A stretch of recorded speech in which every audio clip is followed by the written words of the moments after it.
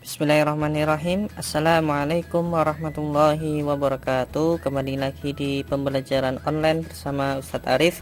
Baik anak-anakku sekalian di kelas 5A yang dicintai Allah, yang Ustadz banggakan, bagaimana kabarnya hari ini? Semoga kita senantiasa dalam kesehatan dan lindungan Allah Subhanahu wa taala.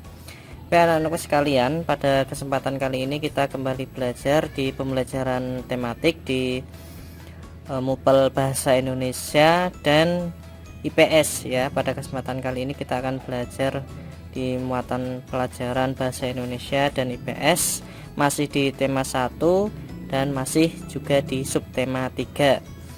Ya anak-anakku sekalian, sebelum kita memulai pembelajaran pada hari ini, marilah kita awali pembelajaran pada hari ini dengan bacaan basmalah bersama-sama.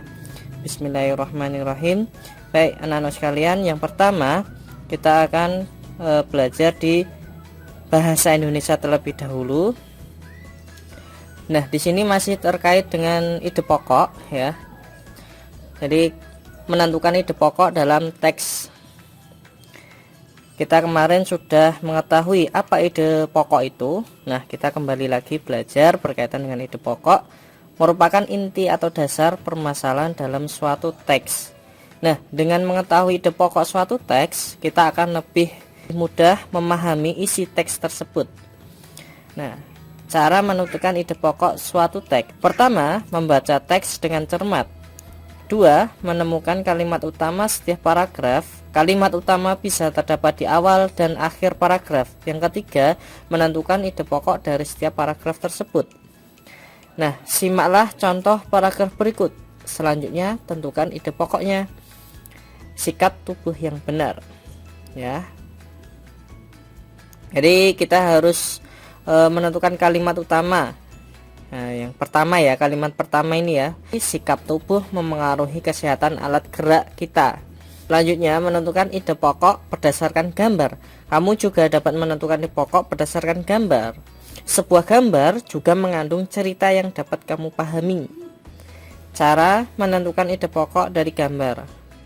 Yang pertama, perhatikan apa saja yang ada pada gambar. Kedua, perhatikan situasi dalam gambar. Tiga, tentukan ide pokok dari gambar berdasarkan objek-objek yang ada pada gambar tersebut.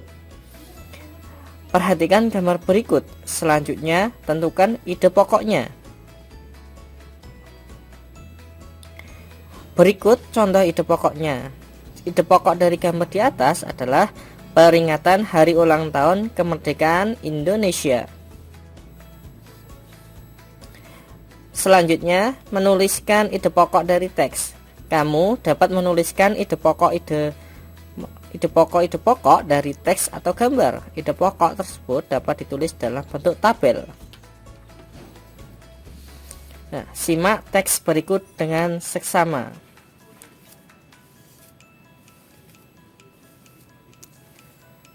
Ide pokok dari teks tersebut dapat ditulis dalam bentuk tabel. Judul teksnya itu sikap tubuh yang benar ya. Selanjutnya, menuliskan ide pokok dari teks menggunakan diagram pohon. Kamu dapat menuliskan kembali ide pokok dari teks atau gambar. Nah, ide pokok tersebut dapat ditulis dalam bentuk tabel dan diagram pohon. Sebelumnya, kamu telah belajar menulis ide pokok dalam bentuk tabel. Nah, dari tabel itu kita bisa mengubahnya ke dalam bentuk diagram pohon. Nah, berikut adalah contoh diagram pohonnya ya. Nah, ayo carilah sebuah teks di buku atau majalah anak. Selanjutnya, tulislah ide pokok tiap paragraf teks tersebut dalam bentuk diagram pohon. Selanjutnya, menuliskan ide pokok dari artikel ilmiah. Nah, artikel ilmiah adalah teks yang berisi informasi ilmu pengetahuan. Kita dapat menentukan ide pokok dalam artikel ilmiah.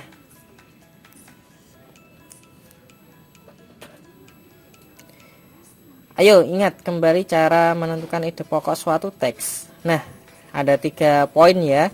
membaca teks dengan cermat, menemukan kalimat utama setiap paragraf. Kalimat utama bisa terdapat di awal dan akhir paragraf. Yang ketiga, menentukan ide pokok dari setiap paragraf tersebut.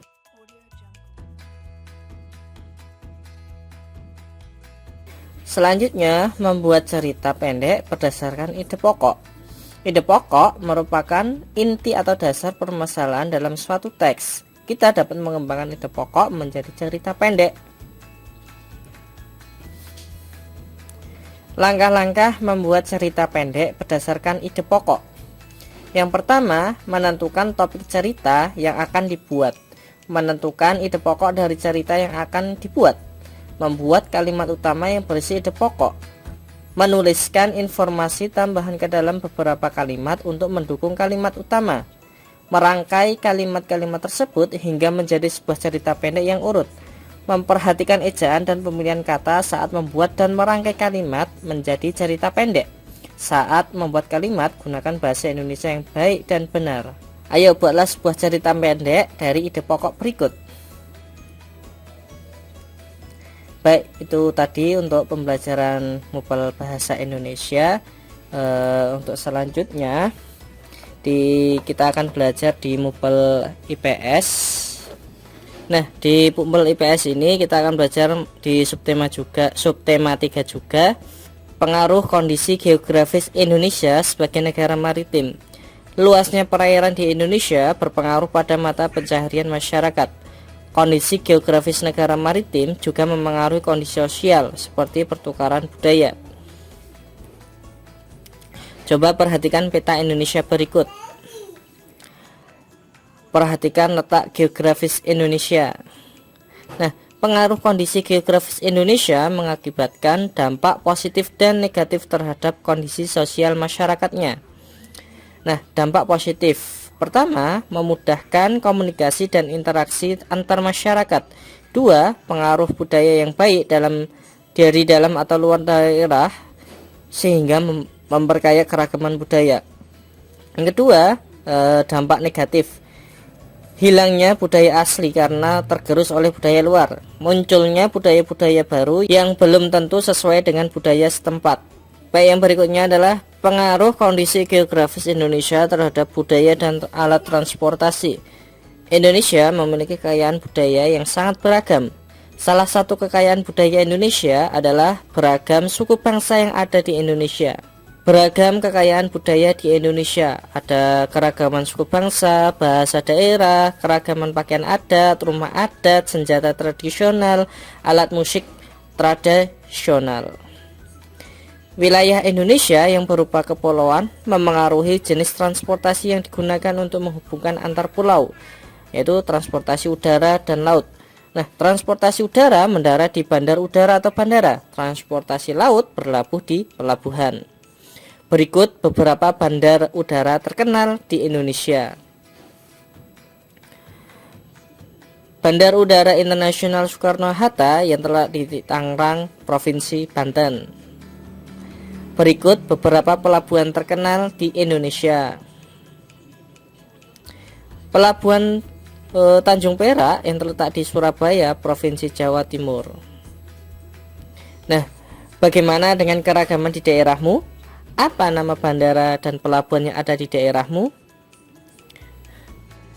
Ya, anak-anakku sekalian di kelas 5A yang dirahmati Allah, pada pembelajaran ini kita sudah belajar di Mupel Bahasa Indonesia dan IPS.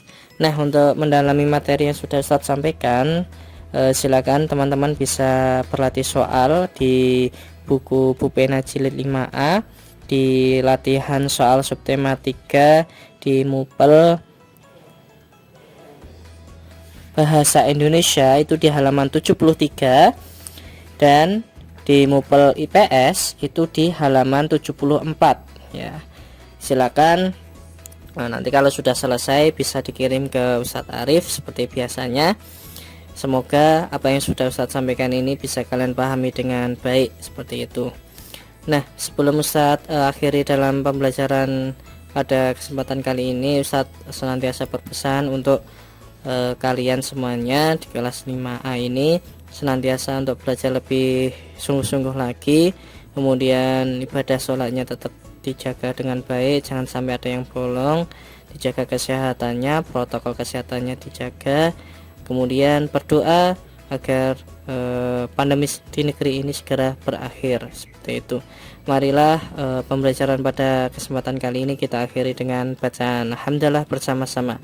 Alhamdulillahirabbil alamin. Sekian dari Ustadz. Assalamualaikum warahmatullahi wabarakatuh.